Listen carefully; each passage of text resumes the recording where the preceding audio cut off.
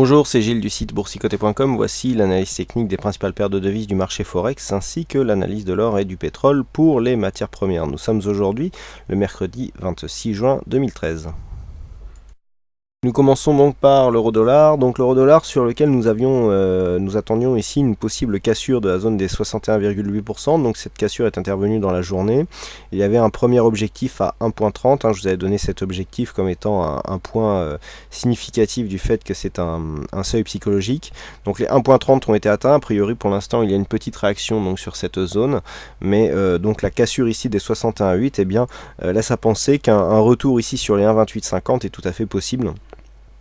Puisque c'est une précédente zone de point bas qui correspond approximativement à la zone de point bas et donc à un retracement total de cette phase ici de hausse dynamique. Donc là clairement on invalide la dynamique qui avait été impulsée par ce mouvement haussier.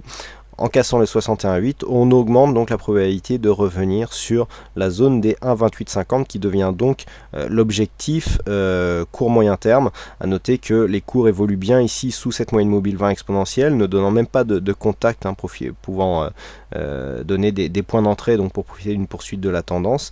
Donc le mouvement est assez fort. On a ici des zones de points bas qui se transforment en zone de points hauts. Il n'y a même pas de contact. On verra ici sur cette zone si la cassure des 1,3076 donnera le même setup. Pour ici un retour sur les 1,3050 par exemple pourrait donner un bon point d'entrée pour essayer de poursuivre la tendance.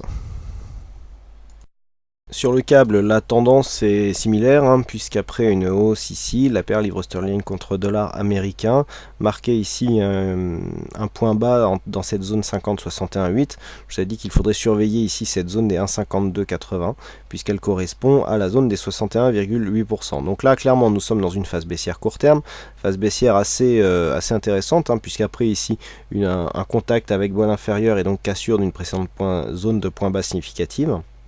On a eu un beau contact avec la moyenne mobile 20 exponentielle et ensuite on a confirmé la poursuite de la tendance. Donc il semblerait par contre que la dynamique soit en train de s'affaiblir, puisqu'avant ici, suite à la cassure ici de cette zone, on n'est pas resté comme précédemment où nous avions ici des zones de points bas qui étaient beaucoup plus hautes que les zones de points hauts. Là on avait une belle dynamique. Par contre ici cette zone de points bas après cassure n'a pas du tout agi comme une résistance. On est revenu encore chercher la moyenne mobile 20 exponentielle et là vous voyez que pour l'instant la cassure perd de l'amplitude. Donc à moins qu'on ait une accélération qui nous casse ici le retracement des 61,8%, auquel cas il serait possible d'avoir une accélération baissière. Pour l'instant il semblerait que la tendance soit en train de s'affaiblir. Du point de vue des indicateurs, on est plutôt baissier, on est plutôt orienté à la baisse ici, donc pour accompagner ce mouvement très court terme.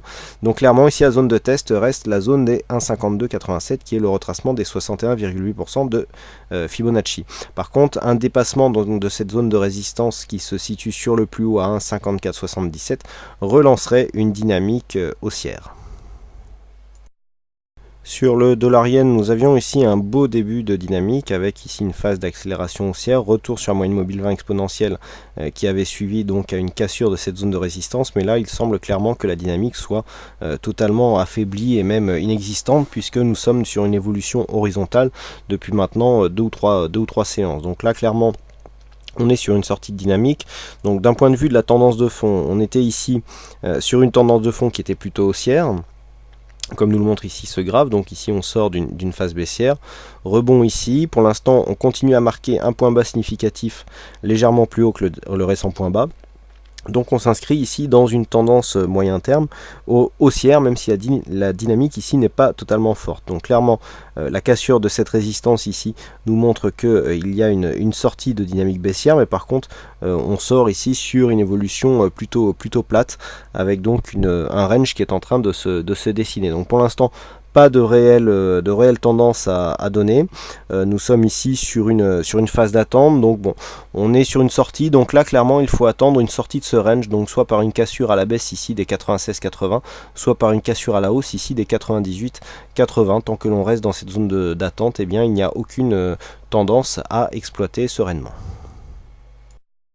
Sur l'or, nous avons une continuité du mouvement baissier, puisqu'après ici cette phase de baisse qui avait cassé la zone des 1308 points, nous avions une phase ici de consolidation horizontale qui était apparue. On avait tracé une extension qui nous avait permis d'obtenir un objectif. Bon, ben, cet objectif a été atteint, et après une petite phase ici, une petite pause, et bien les cours de l'or et même de l'argent ont continué à descendre. Donc nous avons ici une survente assez marquée sur les oscillateurs. On est un peu moins en exagération sur le MACD avec cette amplitude qui est relativement faible par rapport à ce que nous avions ici, bon, sur ce mouvement qui était quand même très dynamique. Alors pour l'instant, nous sommes vraiment dans une tendance baissière. On est bien ici calé sous cette moyenne mobile 20 exponentielle.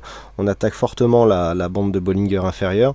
Donc clairement ici la dynamique est fortement baissière, et nous avons ici un prochain objectif qui se dessine à 1216 $ l'once, avec donc d'autres objectifs qui seront développés en fin de semaine sur les objectifs daily, puisque l'or est en chute, et donc ce mouvement s'inscrit dans une évolution moyen long terme. Donc c'est la poursuite ici du mouvement qui avait eu lieu ici. Alors nous étions déjà précédemment en phase de baisse. Alors on peut revenir en daily, voilà.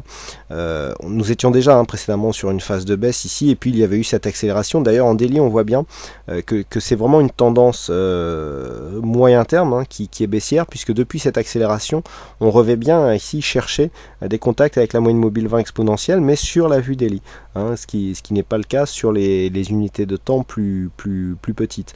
Donc là on voit bien que c'est le mouvement de fond sur cette vue daily qui est clairement ici en dynamique. Donc là on est en train de chercher de nouveaux plus bas, donc nous avons des objectifs ici juste au-dessus des 1200 $ l'once, sachant qu'on venait d'une zone qui était quasiment à 1800 $ l'once. Ça fait une baisse d'un tiers. On a perdu quasiment 33% en quelques mois. C'est assez impressionnant les mouvements que nous observons sur l'or actuellement. Ensuite, nous passons au pétrole avec le WTI, donc un WTI qui s'inscrit lui aussi dans une évolution en range, puisqu'après avoir connu ici une phase baissière, on est sorti ici, on a suivi cette zone de support qui était en phase de test au moment où je faisais cette analyse hier, et puis on sort ici sur une phase plutôt horizontale. Bon, on a ici une zone de range qui est en train de se dessiner entre 94 ici et 96 $ le baril. Donc c'est une zone d'évolution qui pourrait nous donner une zone de stagnation, puisque ici il semblerait que aucune dynamique ne se dessine d'une manière assez franche. On a des indicateurs qui sont assez neutres, un signal baissier ici qui est invalidé sur le stochastique, et puis une fin de signal de consolidation sur le MACD. Alors si ce retournement par contre ici est confirmé, on serait plutôt sur un mouvement haussier. D'ailleurs c'est ce que c'est confirmé par le fait que si ce point bas est un point bas significatif, eh bien il sera plus haut que le précédent. Donc la tendance ici pourrait s'orienter à la hausse d'une manière plus pérenne, même si du point de vue un peu plus long terme, eh bien nous avons clairement une évolution horizontale. Alors bon, avec ces points bas qui sont légèrement plus hauts, mais il n'y a pas de là à définir ici une tendance de fond. Il en faudrait un peu plus pour définir une bonne dynamique. Donc pour l'instant, tendance court terme et moyen terme qui s'approche de la neutralité, même si on reste très légèrement positif.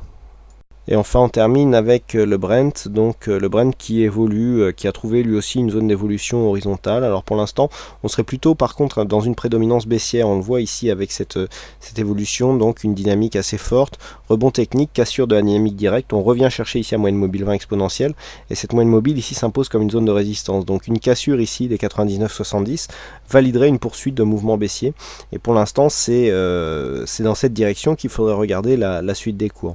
Du point de vue des oscillateurs, on est assez neutre, autant sur le RSI que sur le stochastique, et le MACD lui serait plutôt baissier.